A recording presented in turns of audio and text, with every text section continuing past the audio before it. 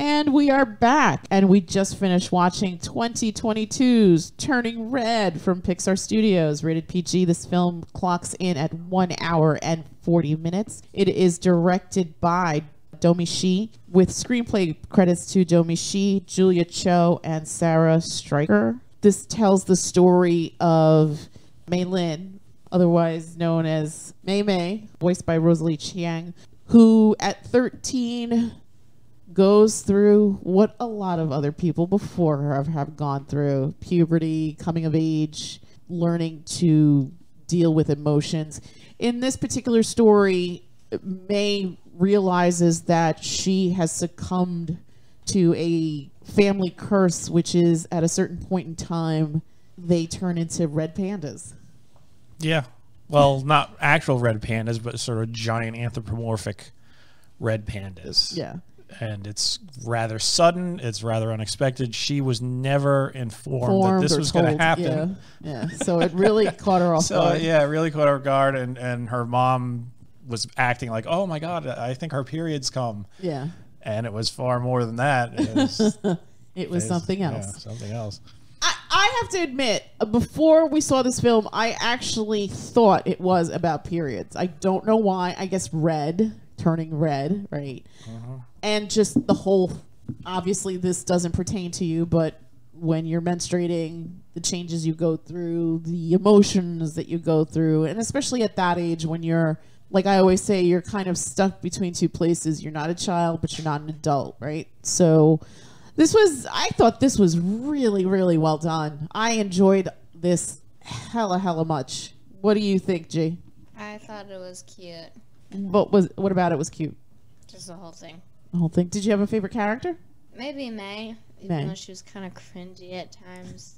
What was cringy about her? She was like, she drew that guy, and then when she saw him later, she actually said the word awooga. What if people don't say that when they see somebody like? No, that seems like more of like a 20s thing. Oh, we're in the 20s. Oh my God. Yeah. The 1920s. Yeah. What about you, Olive? Did you have a favorite character in this? MeiMei. MeiMei. Did you like this movie, Olive? Yeah. What'd you like about it? Well, this was her choice. She was hopped up to see this since the day it came out yesterday. What did you like about MeiMei?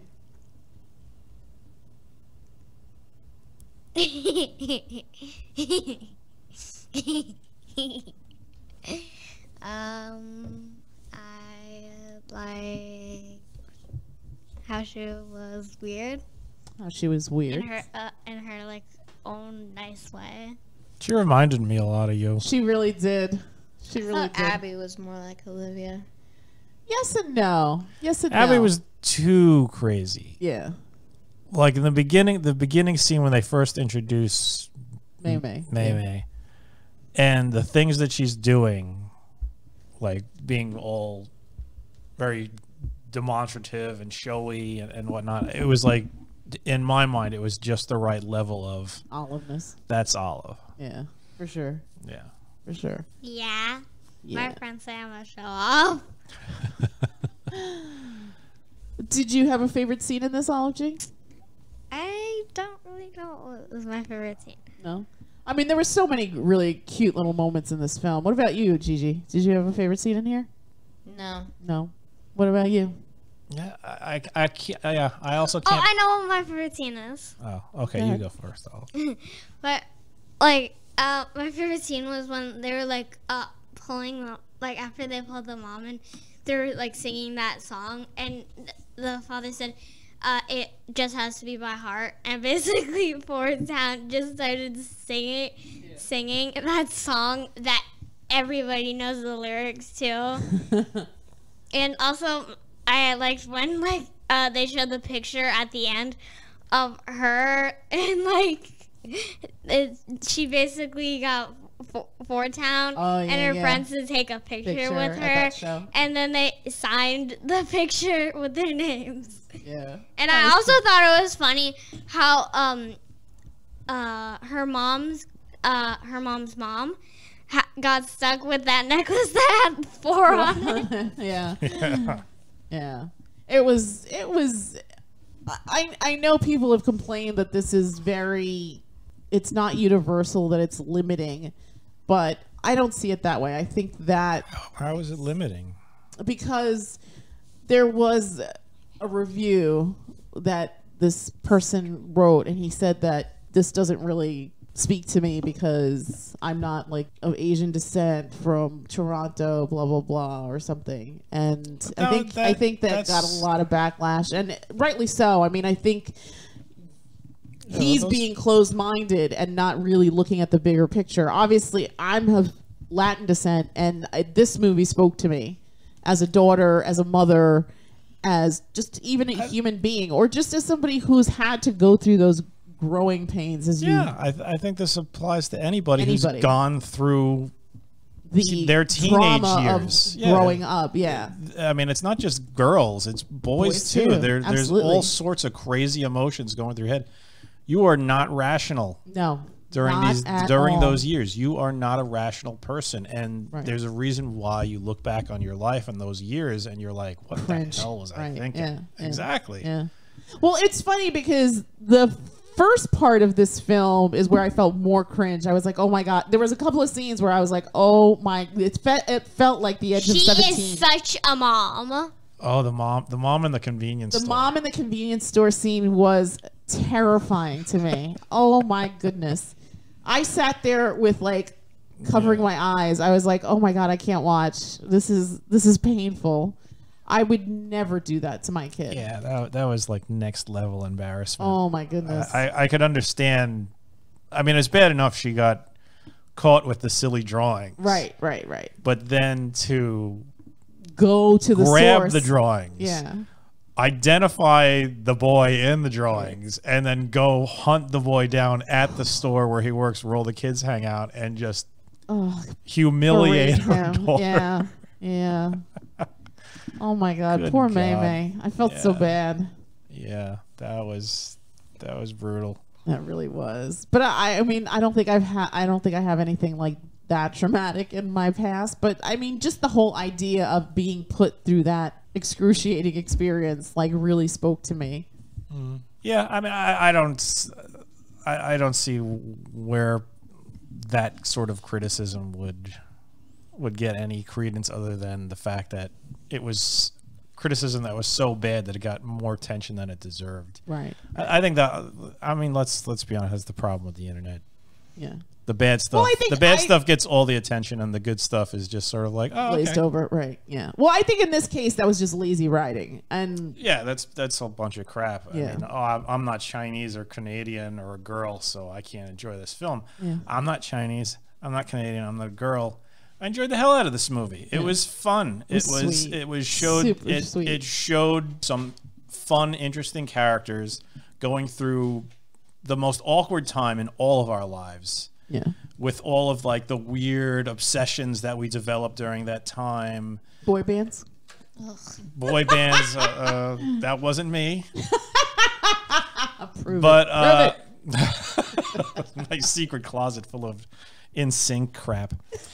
But even if that wasn't precisely you, there's no reason you can't enjoy it, because let's be honest, we've all liked silly Weird things, stuff, and there's no shame in it. Let us also caveat that by saying, listen, you love what you love, and you love it fervently. Don't let anyone tell you that you can't love something. You like manga, embrace it. You like furries, embrace it. You like, I don't know, Cabbage Patch Dolls, bronies, do you. Yeah, seriously. So long as you're not hurting anybody, who cares? Yeah, exactly. You who like cares? eating gum from underneath all right, restaurant easy, tables. easy. That's a health hazard. That's a health hazard. You probably shouldn't do that. You probably shouldn't do that. Well, what although if you I know, like eating it? although you know, there's probably a club out there for that too. Oh, I'm sure. There's all sorts of weird look ticks hard out enough there. and you'll find it. Scale of 1 to 10, Olive G, what would you give this movie? 9. A 9. Gigi. 8.5. 8.5. What do you say? Yeah, I'd give it an 8.5 too. I really did like this movie. It was, another thing that was nice about it, it was genuinely funny. The script was funny. Yeah. The characters, the way they interacted, her friends all had interesting, unique personalities. And activation code names. They stood. Everybody stood out. No character felt wasted. Always lovely to hear James Hong's voice. Yes. The animation, of course, top notch. Pixar. They're Disney. Yeah, they're keeping that style that they had with Luca, where it sort of looks almost Aardman-esque, as opposed to the stuff that they had earlier, like Incredibles and things like that. Yeah, this was just good. I mean, the voice talents were great. Nobody was. Wait, did you say voice town? Voice talent. Voice talents. Like the voice actors. Oh. You got boy bands on your brain or something? No. Yeah. God, I hope not. Yeah, and nobody was annoying. I mean, you have like these some of the characters are very outgoing, like MeiMei, like I said in the beginning, and also Abby, who was like MeiMei on crack, just jacked up. But they handled everything beautifully. I mean, and like the conflicts between the kids, like there was like the jerk boy who they realized they have something in common with at the end, which I thought was funny. And he's like, oh yeah, no, it's not me. It's how not they me. all love Four Town. Yeah, Four Town, which the inexplicably named boy band with 5 members. It's called Four Town for some reason. Why is it called Four Town, but there's 5 of them? A question that is asked but not answered. This is great. I love this movie. Yeah, I enjoyed I thought Luca was great. I think this was a step up. I think for sure. I mean, I really liked Luca, but I think this was even more so. I mean, this is another one. Like, let's be honest, Pixar. There's more hits there than there are duds, right? Yeah, I mean, definitely. they continue the streak.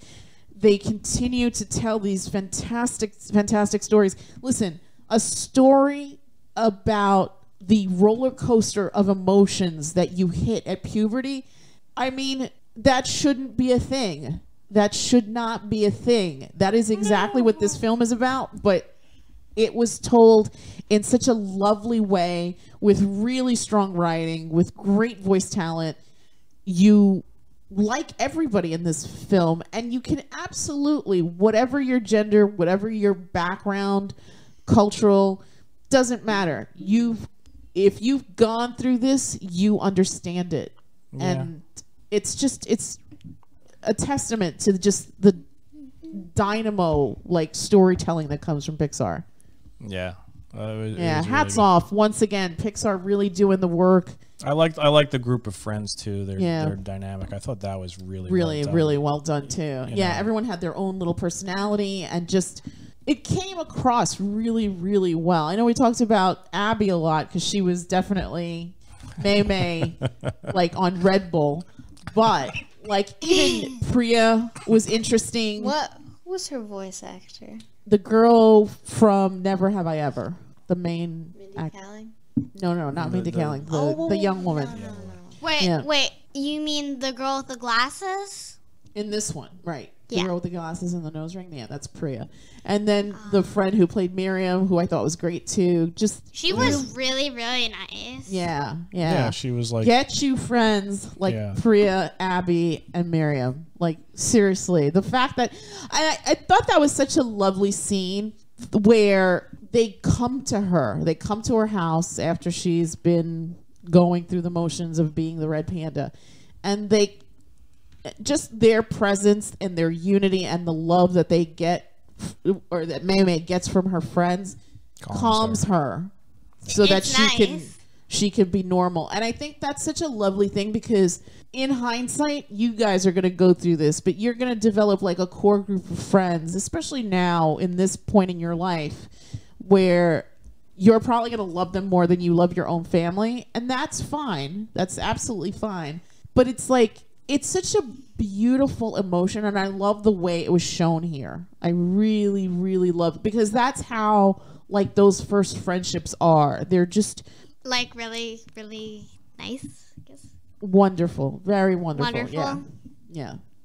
So that was one of my favorite scenes. I love that scene. I love the scene when the dad finally goes into MeiMei's room and starts talking to her and basically gets her to realize that this thing that she has isn't really, it's not necessarily a bad thing. Yeah.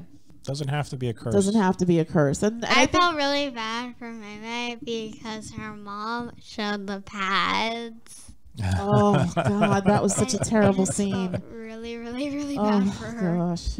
Yeah, there was a lot of mom-induced cringe in the beginning of this film, and you feel bad because you know that Ming, the mother, wonderfully played by the wonderful and multi-talented Sandra Oh. Just, you know, it comes from a place of love, but I think as people get older and become adults and lose sort of that newness about them, and they almost forget what it's like to be that age. So I'm pretty sure Ming had no idea what she was doing to MeiMei.